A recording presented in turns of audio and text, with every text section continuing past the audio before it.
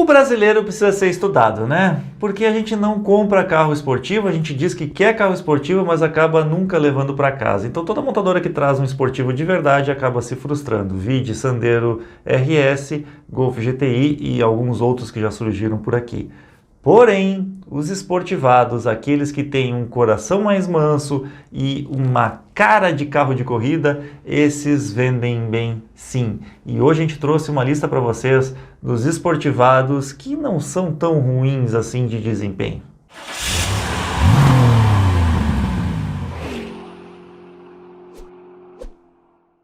O Felipe sempre gosta de dizer a motivação do vídeo. A motivação desse vídeo foi, cara, tem carros tão bonitos, tão legais, e o pessoal começa a falar tão mal desses carros que eu queria mostrar para vocês alguns esportivados que têm desempenho interessante e que são muito bonitos. E que são carros, inclusive, até com manutenção muito boa. E eu trouxe aqui o preço de carros usados e também trouxe aqui o 0 km só para vocês terem uma ideia de como é que tá hoje em dia. Pois é, agora, apesar da manutenção ser relativamente boa e fácil, porque não é um motor preparado, de alto desempenho, ainda assim pode ser carros que tomaram uma surra meio forte aí, né? Então, antes de comprar um carro desses, procure a ajuda de um profissional, de um especialista. E aqui no Rio Grande do Sul, ninguém melhor do que o Marlon, da empresa Carro Favorito, para te auxiliar nesse assunto. Ele é um caçador de carros, ele já encontrou o meu carro 2 vezes, ele avaliou o carro do Gustavo e encontrou carros para muitos inscritos nossos aqui do canal. Eu não sei de algum cliente dele que não tenha saído satisfeito. Então, se tu não quer perder dinheiro, não quer se incomodar com manutenção, não quer levar uma bomba para casa, fala com o Marlon porque ele vai encontrar o carro ideal para ti. O último grande lançamento dos esportivados foi o Onix RS.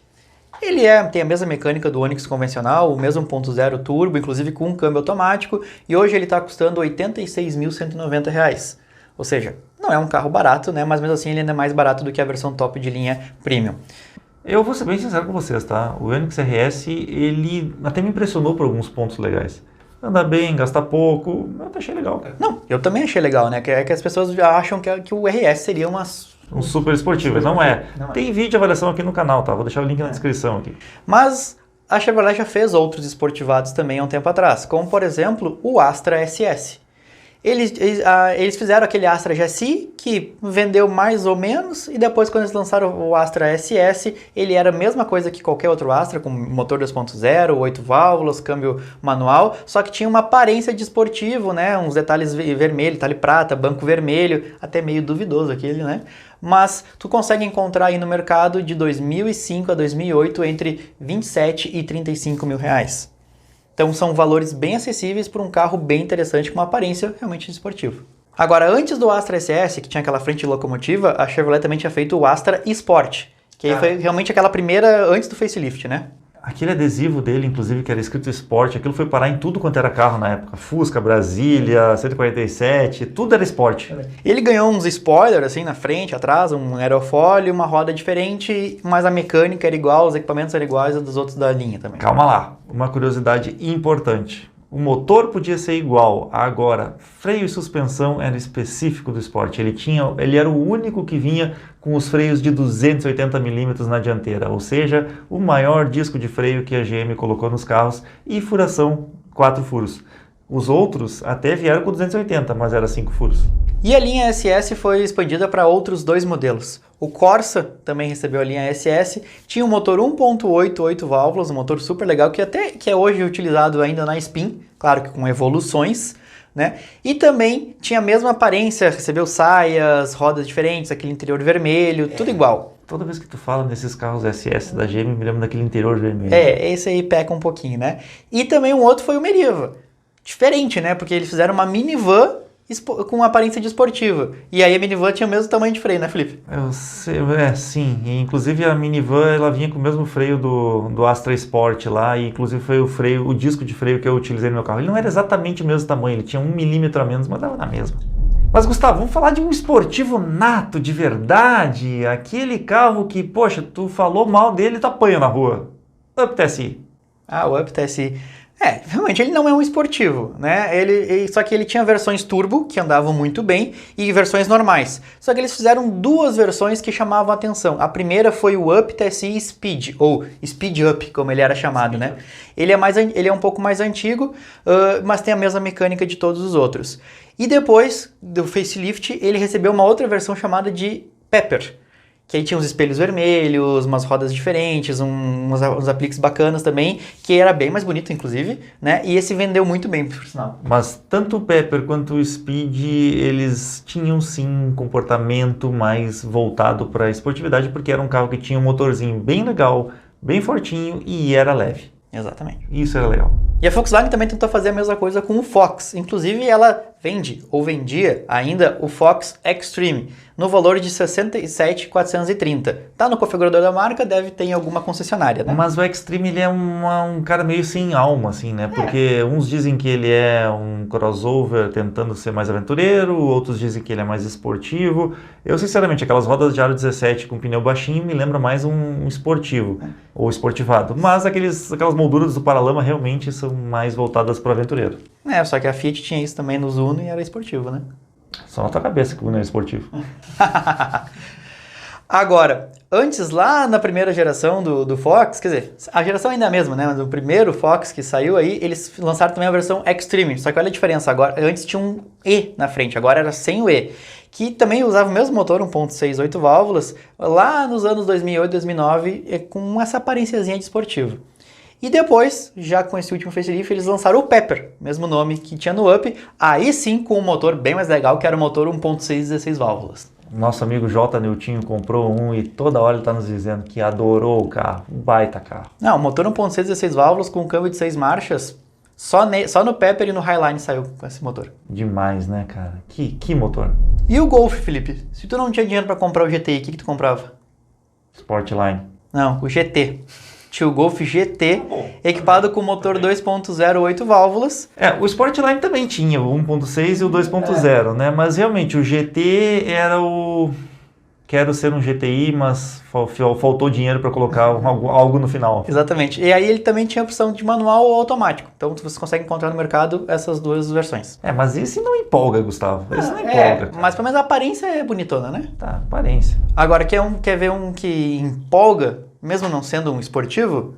É o HB20 Sport. Bom, mas aí ele bebe da mesma água do Up, né? Ele já vem com motor turbo, 1.0, tem uma pegada legal. Aquele Evo lá, que já tinha motor 1.0 turbo, também tem a mesma pegada. Talvez até um pouquinho melhor, porque as rodas são maiores no Sport e tal. Mas o fato é que o design é meio discutível, né? O HB20 ele ficou feio, ok. O HB20 Sport eu acho que ele ficou mais feio ainda. Piorou. E ele está sendo vendido hoje, como ele é concorrente direto do Onix RS, ele está sendo vendido a 88.990. E assim, em questão de design, o Onix RS é muito mais bonito. Também acho. Mas antes de ter esse Sport, a Hyundai tinha lançado uma versão chamada de R-Spec no HB20, na geração anterior. Este sim era muito bonito. Era muito bonito, só não tinha ninguém embaixo do capô, né? Ele era equipado com motor 1.6, 16 válvulas, que até hoje existe na linha da Hyundai. Só que naquela época tinha menos potência. Tinha menos potência. E aí ele foi lançado tanto automático quanto manual, só que ele teve uma versão um pouquinho diferente, que era o R-Spec Limited. Aí esse foi lançado só em 2018 e esse é um pouquinho mais caro. O que ele tinha diferente? Nada. Só aparência. O Limited. Mas se tem uma marca que faz os esportivados passarem vergonha, daí agora foi a Renault. Não é que faz eles passarem vergonhas. É porque, cara, convenhamos, né? Eu acho assim, eu entendo o Fluence GT Line. Por quê? Porque o Fluence GT é um carro muito de nicho. É um motor de 180 cavalos, turbo. Manual, assim. Era de nicho, né? Um carro mais caro, difícil. Aí eles fizeram o GT Line com um motor mais simples, que vinha com câmbio automático, CVT. O mesmo da gama, o mesmo de todo o resto da gama. O resto do carro era todo igual, mudava só a cor dos espelhos. Só isso que tu muda do GT Line para o GT raiz, digamos assim. Agora, o que o Gustavo está querendo falar é com relação ao Sandero GT Line. Aquele 1.0 num carro esportivo, 1.0 aspirado, num carro esportivado, cara, isso não combina, cara. O que aconteceu?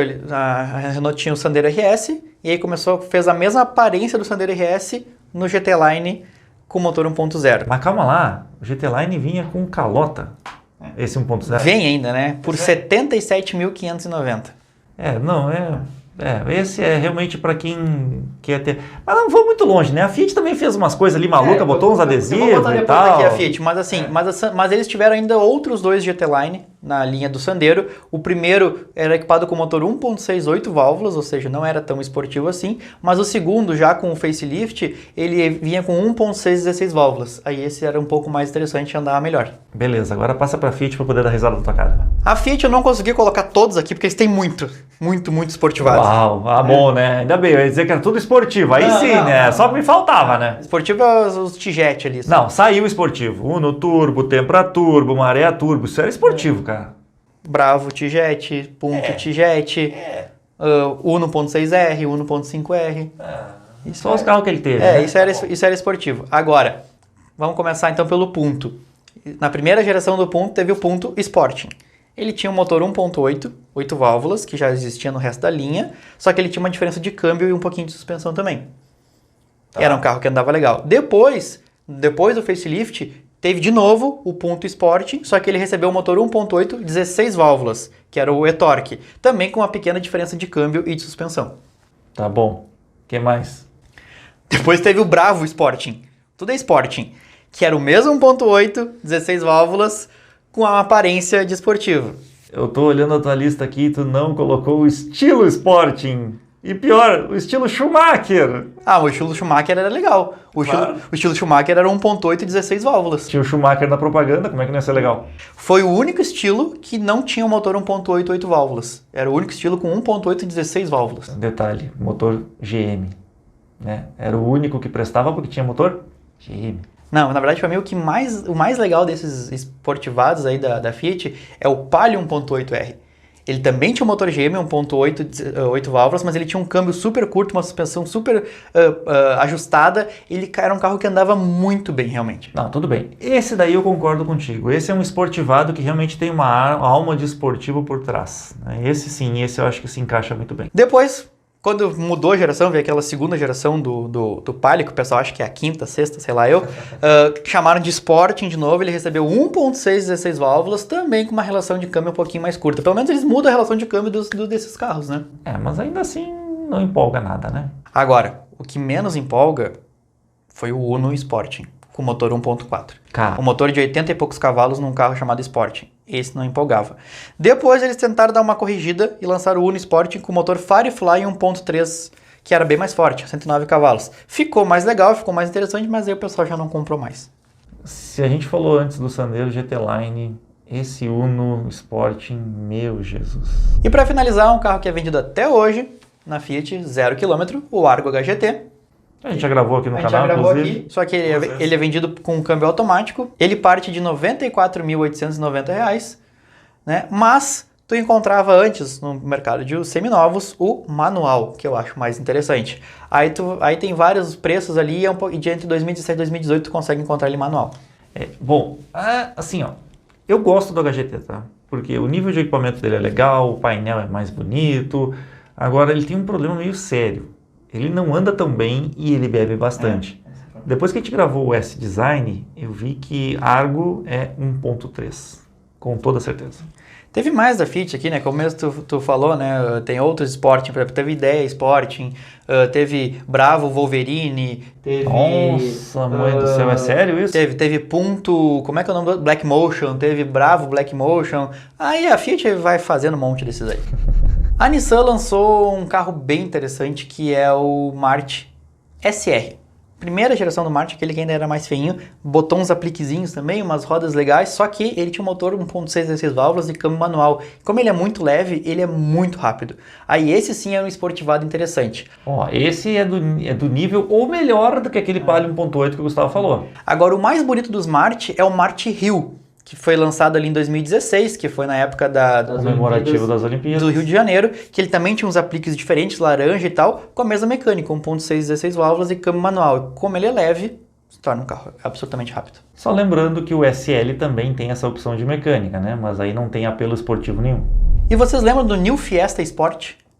New Fiesta Sport, cara. Pois não é. lembro. Vendeu muito pouco. Ele era um New Fiesta com a mecânica 1.6 16 válvulas, câmbio manual, com as rodas que vinham no titânio, só que pintadas de preto e com alguns apliques.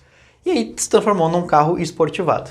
Só que é um carro de 130 cavalos, é um carro que tem um desempenho legal, né? Sempre teve um desempenho legal. Não, ele anda bem, faz bem curva também, ele é um carro bem interessantezinho. Agora, o que eu não achei para vender, que eu queria ter colocado na lista, mas realmente vendeu muito pouco, venderam só 200 unidades, foi o Fiesta GLX Sport. Aquele Fiesta com a carinha de sorriso, teve 200 unidades desse Sport, motor 1.6 Rocan.